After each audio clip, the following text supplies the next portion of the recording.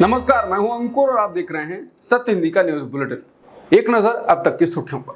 तेलंगाना विधानसभा चुनाव से पहले कांग्रेस दमखम से लगी हुई है। इस बीच अब बीआरएस को झटके भी लग रहे हैं। अब ताजा झटके में बीआरएस नेता मैनामपल्ली हनुमंत राव और वेमुला वीरेशम दिल्ली में कांग्रेस अध्यक्ष खड़गे की उपस्थिति में उनके आवास पर पार्टी में शामिल हो गए।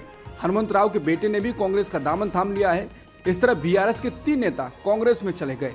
राव मल्काजगिरी से मौजूदा विधायक हैं, वहीं वीरेशम पूर्व विधायक हैं। इन नेताओं के कांग्रेस में शामिल होने के दौरान तेलंगाना कांग्रेस अध्यक्ष ए रेवंत रेड्डी भी मौजूद थे।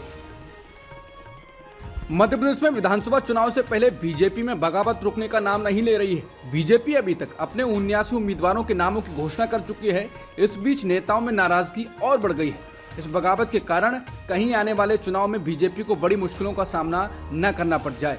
सीधी, सतना, बालाघाट और इंदौर के बाद अब पार्टी को उज्जैन में बड़ा झटका लगा है। दरअसल उज्जैन के नागदा में विधानसभा चुनाव के लिए दूसरी लिस्ट में नागदा खाचरोद विधानसभा से तेज बहादुर सिंह चौहान को टिकट दिया गया था। भाजपा की इस लिस्ट के आने के बाद से ही विरोध शुरू हो गया था। बीजेपी प्रत्याशी तेज बहादुर सिंह के खिलाफ इस आक्रोश के चलते सभी पार्षद उज्जैन पहुंचे और भाजपा की सदस्यता से त्याग पत्र दे दिया। तेज बहादुर सिंह को टिकट मिलने के विरोध में उज्जैन के 16 पार्षद उतर आए और बीजेपी के 22 में से 16 पार्षद बीजेपी कार्यालय पहुंचे और उन्होंने त्याग पत्र सौंप दिया। तमाम बीजेपी पार्षदों ने त्याग पत्र देते हुए उन्होंने अपनी आवाज बुलंद करते हुए कहा कि हमें तेज बहादुर मंजूर नहीं है, उनके टिकट पर फिर से विचार किया जाए। त्याग पत्र देते हुए सभी पार्षदों ने ये भी कहा कि अगर 2 दिनों में टिकट बदलने का निर्णय नहीं लिया गया तो दिलीप सिंह शेखावत को निर्दलीय चुनाव में खड़ा किया जाएगा। बता दें, उज्जैन के पहले इंदौर की देपालपुर विधानसभा क्षेत्र बीजेपी प्रत्याशी मनोज पटेल के खिलाफ जमकर नारेबाजी की गई है और पुतला दहन किया गया। पीएम मोदी 7 दिनों के बाद फिर आगामी 2 अक्टूबर को राजस्थान का दौरा करेंगे। इससे पहले 25 सितंबर को उन्होंने राजस्थान के जयपुर में परिवर्तन संकल्प महासभा को संबोधित किया था। बीते 11 महीनों में पीएम मोदी 9 बार राजस्थान आ चुके हैं। पीएम के इन लगातार होते दौरे से साफ है कि राजस्थान में भाजपा के राष्ट्रीय नेतृत्व ने विधानसभा चुनाव की कमान संभाल ली है। 25 सितंबर को पीएम मोदी की विशाल सभा आयोजित कर भाजपा ने चुनावी शंखनाद कर दिया है। अब खबर सामने आ रही है कि राजस्थान चुनाव में पार्टी की रणनीति का ब्लूप्रिंट बुधवार को गृहमंत्री अमित शाह और जेपी नड्डा ने बना लिया है। एक ओर जहां इंडिया गठबंधन के दल आपस में भिड़े हुए हैं, तो दूसरी ओर पीएम उम्मीदवारी को लेकर भी नेता अपने अपने नेता के नाम को आगे बढ़ा रहे हैं। ये सब तब हो रहा है जब सीट बंटवारा अभी तक नहीं हुआ है।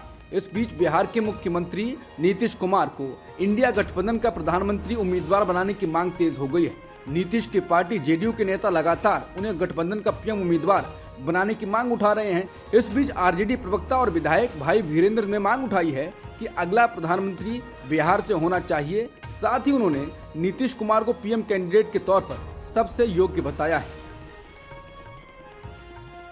पीटीआई के मुताबिक इंफाल घाटी में भीड़ ने गुरुवार देर रात मुख्यमंत्री एन बीरेंद्र सिंह के खाली पड़े पैतृक आवास पर हमले की कोशिश की। हालांकि शहर में कर्फ्यू लगा हुआ है, लेकिन अब उसका कोई मतलब नहीं रह गया है। कर्फ्यू तोड़ने और हमले की कोशिश उस दिन हुई है जब गुरुवार दिन में सीएम ने शांति बहाल होने का फर्जी दावा किया था। जुलाई में लापता हुए 2 छात्रों की हत्या की फोटो सोशल मीडिया पर वायरल होने के बाद मणिपुर में हिंसक प्रदर्शन हो रहे हैं। दोनों छात्र मैतेई समुदाय के थे। भीड़ जब कर्फ्यू तोड़कर आगे बढ़ने लगी तो सुरक्षा बलों ने कई राउंड आंसू गैस के गोले दागे और भीड़ को सीएम के पुराने आवास से 100-150 मीटर दूर रोकने में सफल रहे। मुख्यमंत्री का सरकारी आवास इससे अलग है। मिजोरम सरकार ने राज्य में म्यांमार से आए शरणार्थियों के बायोमेट्रिक आंकड़े न जुटाने का फैसला किया है। मिजोरम की जोरमथांगा सरकार ने कहा है कि वो राज्य में रह रहे म्यांमार के शरणार्थियों का बायोमेट्रिक डेटा इकट्ठा नहीं करेंगे। इंडियन एक्सप्रेस के अनुसार इस साल अप्रैल में केंद्रीय गृह मंत्रालय ने म्यांमार के साथ सीमा साझा करने वाले मिजोरम और मणिपुर को अवैध अप्रवासियों के बायोमेट्रिक और बायोग्राफिक विवरण एकत्र करने का निर्देश दिया था। केंद्र सरकार ने जून में इस अभियान को सितंबर तक खत्म करने और इसके मुताबिक योजना बनाने का निर्देश दिया था। मिजोरम में इस साल के आखिर तक चुनाव होने हैं। वहीं मणिपुर सरकार ने इसकी समय सीमा बढ़ाने की मांग की है। बता दें, म्यांमार में सेना की कार्रवाई के बाद बड़ी तादाद में शरणार्थी राज्य में घुस आए थे। कन्नड़ समर्थक और किसान संगठनों द्वारा बुलाए गए बंद के मद्देनजर शुक्रवार को यानी कि आज कर्नाटक के मांड्या और बेंगलुरु जिलों में सभी स्कूल और कॉलेज बंद रहेंगे। तमिलनाडु को कावेरी जल छोड़े जाने के विरोध में बुलाए गए कर्नाटक बंद से खासकर दक्षिणी हिस्से में सामान्य जनजीवन प्रभावित होने की संभावना है। कर्नाटक के कई जिलों में सूखे जैसी स्थिति के बीच तमिलनाडु को कावेरी जल छोड़े जाने के खिलाफ राज्य भर में विरोध प्रदर्शन हो रहे हैं। कर्नाटक पुलिस ने प्रदर्शनकारियों से निपटने और किसी भी कानून व्यवस्था की समस्या से बचने के लिए राज्य भर में अतिरिक्त बल तैनात किया है। कन्नड़ समर्थक समूह और किसान संगठन इस बंद के पीछे हैं। हालांकि भाजपा ने भी इन्हें समर्थन दिया है और भाजपा का कैडर इसमें बढ़ चढ़कर हिस्सा ले रहा है। भारत अमेरिका के विदेश मंत्रियों की बातचीत के बीच कनाडा के प्रधानमंत्री जस्टिन ट्रूडो ने कहा है कि भारत से बातचीत में अमेरिका हमारे साथ रहा है, हमारा साथ दिया है। भारत सरकार के एजेंटों ने कनाडाई धरती पर एक कनाडाई नागरिक की हत्या कर दी। हम भारत से पुख्ता आधार पर कार्रवाई के लिए कह रहे हैं। उधर विदेश मंत्री एस जयशंकर ने गुरुवार को अमेरिकी विदेश मंत्री एंटनी ब्लिंकन से मुलाकात की। उन्होंने द्विपक्षीय संबंधों पर चर्चा की।